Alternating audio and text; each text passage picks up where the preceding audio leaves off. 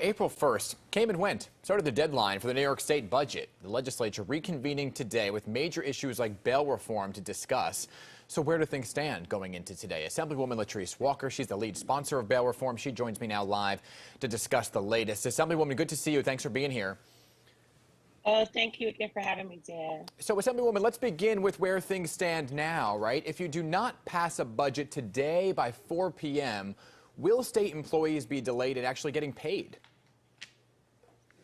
Well, today is day 14. It's been 2 weeks since I've been on my hunger strike. And Yes. so I do understand how important it is to have sustenance. And so we will be passing an extender today. And so as soon as we get into session, we will do what we have to do to keep the business of New York State going. So the last time you and I spoke, Assemblywoman, there were talks of bail reform tweaks making its way into the budget, right? You were against portions of that, and that was why you were on that hunger strike. So what are the latest in those talks? Can you say right now definitively if there will be some kind of changes to bail reform in the budget? So we are still in negotiation stages, but we believe that there has been a bit of a stalemate with respect to bail reform. Again, situations with respect to dangerousness, we believe have racial undertones.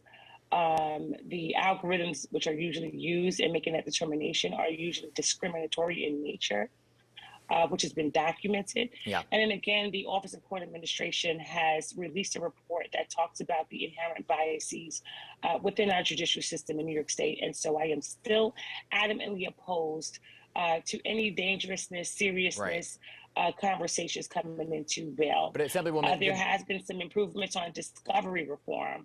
And so we're hoping that we're able to get across that finish line. All right. But talks are still underway. So dangerousness, holding it up, the other tweaks that they will be voted upon, and many are in favor of them. So I don't believe that there will be any wholesale tweaks with respect to the governor's entire 10-point plan. But there are still conversations that are underway. And so, we are just sort of watching and waiting. Their criminal justice initiatives are big with respect to where the negotiations are, but it's not the end all be all. There's still a huge capital plan, right? Conversations with respect to universal child care, universal health care, as well as universal pre-K. Yeah. And so, there's still a lot, there's a lot on the table. And so I don't want, the people in New York to get caught up in the fact that criminal justice reform is all that we're talking about. And that's why I want to get to the other issues, right? Because time is of the essence. Like I said, 4 p.m. is really that deadline for workers to make sure they get paid. But there's a lot of talk around casinos as well in New York City. That's a big topic of conversation. 3 in particular, which could generate a whole lot of dollars. Some of them being talked about in Manhattan even, right, along Fifth Avenue. What are the discussions around this? Do you think it will actually be included? Well, I believe that it is definitely a part of the conversation that folk are having. I would just say sort of to stay tuned. There are different ideas on both sides with respect to whether or not folk actually want to see casinos happen in New York City, particularly since we do have racinos, which are already here and present. Of course, there are also concerns about gambling addiction that needs to be discussed, and how we're going to be able to have a sensitive balance and test between the implementation of casinos, but as well as the protection of the public. Okay, mayoral control of schools. This is something that Mayor Eric Adams has been pushing for, right? He would like to see this happen. He would like to have control of schools. We know it expires in June, so there was talks of removing it from the budget. Is that actually going to be happening? Are you guys taking it out of the budget? Well, typically it is the policy of the New York State Assembly not to do Article 7 bills and policy within the budget. And so that was a part of the request, definitely a request that I made. I am from Ocean Hill, Brownsville, the home of the New York State teachers strike in 1968. And so community control, families and parents having a say in the education of their children in a real way is something that, I uphold and I believe in. I'm a beneficiary of that 1968 teacher strike. And so the tenets of that period still ring true. And so we will continue to have conversations with the mayor with respect to mayoral control. It is not something which has been lifted up as a priority conversation for this year's budget. Right, so removing it from the budget, but still having that conversation before the June deadline. Understood here.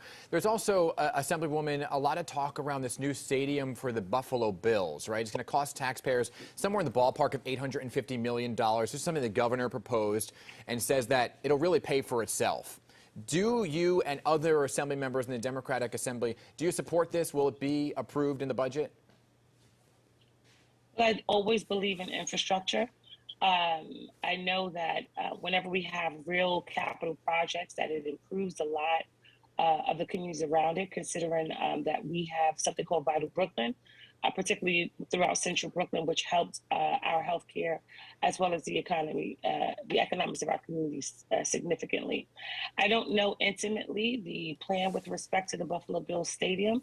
And so it is something that, you know, folk who are from the Buffalo area who are involved in this project, I think will present to the entire conference. Yeah. And so I will say stay tuned. Okay, so just to wrap this up and tie a bow on it, because there seems to be a lot of things that need to be discussed in the next 12 hours. Are you confident going into today that by day's end of business, there will be a budget?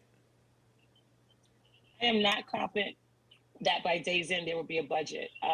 But I am confident that we will pass an extender that will keep New York State moving along. So a budget? That's a commitment that we made to New Yorkers. There are some complex issues that we are continuing to grapple with.